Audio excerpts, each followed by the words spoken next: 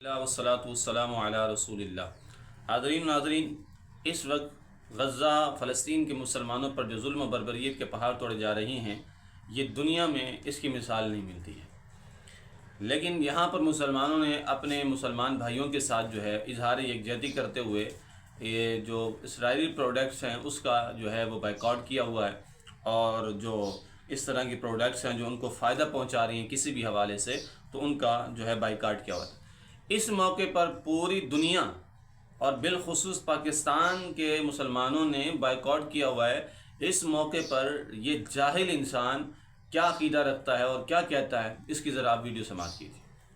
میرا تو موقف یہ ہے کہ یہاں پہ ہمارا روزگار جڑا ہوا ہے ان چیزوں کے ساتھ، اس قسم کے بائیکاٹ کا کوئی فائدہ نہیں۔ باقی اوورآل پاکستانی نیشن کو فائدہ ہوا ہے کہ ایک کوالٹی فوڈ ان کو سستا ملنا شروع ہو گیا ہے۔ KFC نے اتنی ڈیلز لگائی ہیں کہ ایک غریب آدمی جو گندے آئل میں پکے ہوئے لوکل چیزیں کھا رہا تھا، اسے بھی موقع مل گیا کہ وہ صاف ستھرا بنا ہوا چکن یعنی KFC میں اس کی کوالٹی اس اعتبار سے بیان کر رہا ہوں، وہ کھا رہا ہے۔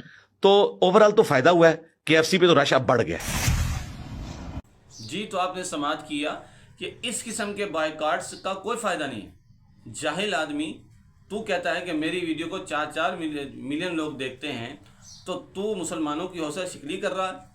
کیسا منافق آدمی ہے یہ، کس قدر منافق آدمی ہے۔ اسرائیل کے خلاف ابھی تک کوئی بیان نہیں دیا، لیکن یہ مسلمانوں کی حوصلہ شکنی ضرور کر رہا ہے۔ کیا کہتا ہے؟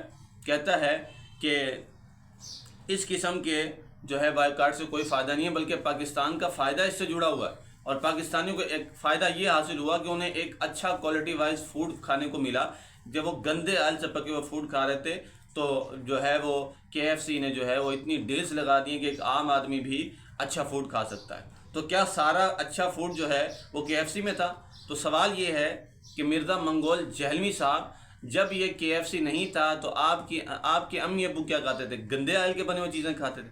تو آپ گندے آئل کی پیداوار شخصیت ہے، تو ظاہر ہے جب آپ کا یہ عقیدہ ہے، ہمارے نزدیک تو ایسا نہیں ہے۔ بہت ساری ایسی دکانیں پاکستان میں کہ جو اچھے آئل سے اور اچھی کوالٹی وائز چیز بناتی ہیں۔ تو میرا خیال ہے کہ آپ اسی گندے آئل کی پیدائش ہیں، اس لیے آپ جو ہے وہ کہہ رہے ہیں کہ گندے آئل کھاتے تھے۔ ایک چیز ہوئی ہے۔ دوسری چیز یہ ہوئی کہ تمہارے اس عقیدے پر لعنت ہو کہ پوری دنیا بائیکاٹ کر رہی ہے اور تم اس کے خلاف کھڑے ہو، اور ہر وقت یہ منافق اور جاہل آدمی ہر وقت دیکھتا ہے کہ مسلمان کی میجورٹی علماء کیا کہہ رہے ہیں، اس کے خلاف فتویٰ دیتا ہے۔ فتویٰ تو نہیں دے سکتا، خود ہی مانتا ہے میں فتویٰ نہیں دے سکتا، اس کے خلاف جو ہے وہ حکم لگاتا ہے۔ کیوں لگاتا ہے؟ اس لیے کہ پھر اس کی پاپولیرٹی جو ہے وہ ضائع ہو جائے گی، اگر وہ وہی بات کرے گا جو مسلمان کہہ رہے ہیں، عام طور پر میجورٹی اکثریت علماء کی کہہ رہی ہے، کیونکہ اس نے اپنی ویورشپ کم نہیں ہونے دینی، چاہے کچھ بھی ہو جائے۔ چاہے یہ اپنے ماں باپ کو یہ کہے کہ میرے ماں باپ تو اپنے چکروں میں لگے ہوئے تھے، میں پیدا ہو گیا، تو چاہے یہ اس کو بولنا پڑے، اس نے بولے ہیں۔ تو لہٰذا آپ دیکھیے، اور میں دعوت دوں گا مرزا صاحب کے چھوٹے چھوٹے فالوورز کو کہ اللہ نے آپ کو عقل اگر دی ہے تو آپ سوچیں، سمجھیں، اور پھر فیصلہ کریں کہ آپ کے مرزا صاحب مسلمانوں کے ساتھ اظہار یکجہتی کر رہے ہیں یا مسلمانوں کے خلاف کھڑے ہیں، ان پر ظلم کرنے والوں کا ساتھ دے رہے ہیں یا مظلوم کا ساتھ دے رہے ہیں۔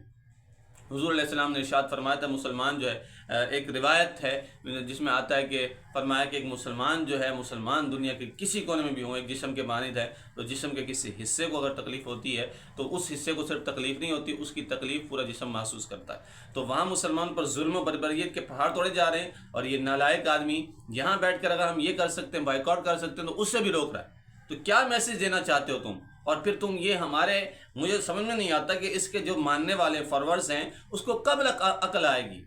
تو وہ گنگے، بہرے، اندھے، صم بکم عمی فہم لا یرجعون بن کر جو ہے وہ بیٹھے ہوں، اور جو یہ منہ سے نکالتا ہے بس وہ اس کے پیچھے بھاگے دوڑے چلے جاتے ہیں۔ آپ کو خود اللہ نے عقل نہیں دی؟